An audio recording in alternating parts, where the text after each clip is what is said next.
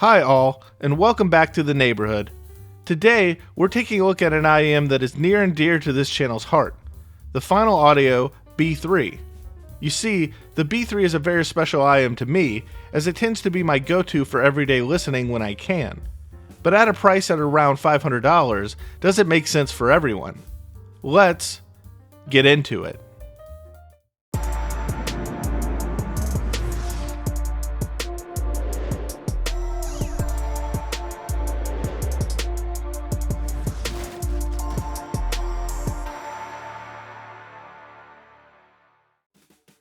The B3's build is pretty rugged.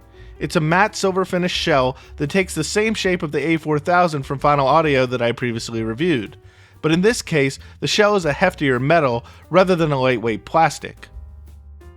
The connections at the base of the shells are female MMCX connectors, and the internal components consist simply of two balanced armatures, one for high frequencies and the other for mid-ranged and bass frequencies. Per Final, the sound fed into each driver is not parsed into specific frequency bands by a network, indicating that there is no crossover utilized here. The provided cable is a high-purity OFC silver-coated copper initiating in male MMCX connectors and terminating in a right-angled 3.5mm unbalanced connection. The cable itself is on the stiffer side of things, but it feels quality and it has never kinked up in an unwanted or frustrating manner, even with extended use. If I had one criticism of the cable here, it would be that of the chin cinch, which is a rubberized plastic material rather than something more robust like a piece of metal. For the cost of the B3 and the effort that Final has put into the rest of this design, this seems like a missed opportunity or potentially a neglectful oversight by Final here. Included in the package are rubberized plastic removable ear hooks and a full set of Final Audio's Type E silicone ear tips. These ear tips are some of the best in the business, and in combination with the rubberized ear hooks, they make the fit of this IEM supremely comfortable and solid within my ear. One annoying difference between this IEM and the A4000 is that the ear hooks here are not locking, and they can fall off the wire itself. But, knock on wood, I haven't lost one of these yet. A black rubber carrying case also comes inside the box. It's simple, but sturdy and effective. It's also just the right size to carry around in my pocket without it feeling too bulky or getting in the way of other things that I carry around with me on a daily basis. And because it's rubber, I don't have to worry about anything else in my pocket messing up the case or my IEMs. So what does the B3 do for this reviewer that other IEMs don't? Well, simply put, the B3 sounds neutral, natural, and expansive, with limited auditory sacrifice otherwise. The general presentation is a mid-forward one, which is both clear and detailed without venturing into artificiality or confusion. The top end has just enough treble energy and air to maintain its natural character and sustain the listener's attention at the same time. It sparkles without ever inducing fatigue. It's also a great example of well-implemented and properly executed BA bass, especially for one possessing only two BA drivers. And if you're not already aware, respectable BA bass is somewhat of a rarity in this hobby. The B3's BA bass lends just a taste of warmth and fullness to its sound signature, all while still preserving its neutrality. So don't expect a bass-centric presentation here or a deep extension into the sub-bass with the B3. Instead, this IEM's low-end presentation is more in line with a set of open-back headphones than it is in line with a closed-back set of bass cannons. Still, this bass is natural sounding and should be sufficient for most users. In many ways, the B3 is the master of the Goldilocks principle, consisting of just the right amount of magic across its frequency response. For example, the B3 does not beat one over the head with its resolution outright, but if one takes the moment to connect with both it and the music, it is just highly resolving enough to wow even the most expectant audiophile. Vocals are also isolated sufficiently and just slightly forward enough to be considered perfectly present without any chance of overwhelming the rest of the mix. The B3 is also revealing enough and scales with your source. meaning audio quality increases with the quality of your music, DAC, and amplifier, for example.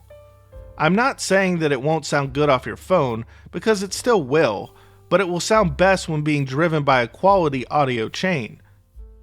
I think this is one of the reasons that this IEM continues to slide somewhat under the radar and hasn't received absolute praise from every reviewer out there.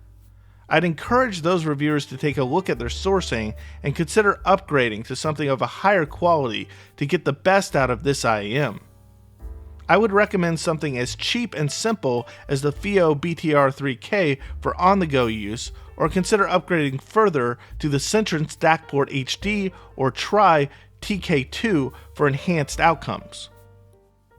At my desk, I particularly enjoy the B3 with the i-Fi 6XX signature amplifier or my Goldnote DS10 Plus.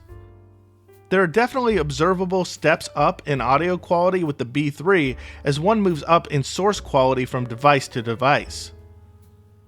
I'd also go ahead and mention now that although this is an all-BA set, unlike most all-BA units, the B3 is notably insensitive to amplification interference and works well with both low output and high output impedance devices. It really can do it all. But the Soundstage is where the B3 really shines. The stage itself is what I'll call sneakily wide and at times unnervingly deep. The B3 commonly presents itself as having a pretty natural amount of width to it, let's say generally just above average, without any smearing or stretching or anything like that. But on certain tracks, the staging of the B3 becomes expansive in its character, and sonics seem to take almost a limitless quality onto them, both in terms of their depth and their width. Expansiveness is a rare quality from an IEM in my experience, and let me tell you, the B3 has it in spades. One feels as if they are part of the stage rather than simply observing it. Instrument distinctiveness, imaging, placement, and additional note separation qualities within the stage of the B3 are also impeccable. Furthermore, decay and transient characteristics sound organic and contribute to the natural delivery of this IEM. So the B3 is one of this channel's favorite recommendations to make, because I have yet to recommend it to anyone who has been disappointed by its purchase. Upon first audition, most are instantly placed in a state of awe by its quality build and sound. The Final Audio B3 produces sonics that are accurate to the recording and natural in their delivery, with just the right amount of hi-fi magic in the mix. I might even be so bold as to call it a neutral reference. So even at a price of $4.99, I think the common audiophile is actually getting more than what is paid for here with the B3.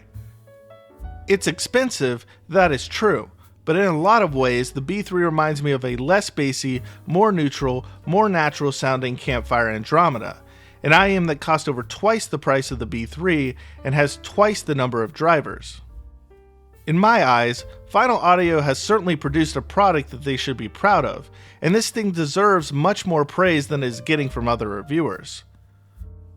If one has a good source to unlock its true potential, with the Final Audio B3, the Goldilocks principle becomes in full effect, as the sounds it produces are simply just right to my ears. And thanks to Final Audio for sending in the B3 to the channel for review. But before I go, make sure to hit subscribe here on YouTube, like the video, and leave some comments. And also consider following the channel at all its other access locations, including Instagram, Twitter, the blog, the Discord, or become a member of the Patreon. The Patreon is only $1.50 a month, and it gets you access to early written reviews from me. And with that, I'm out for now.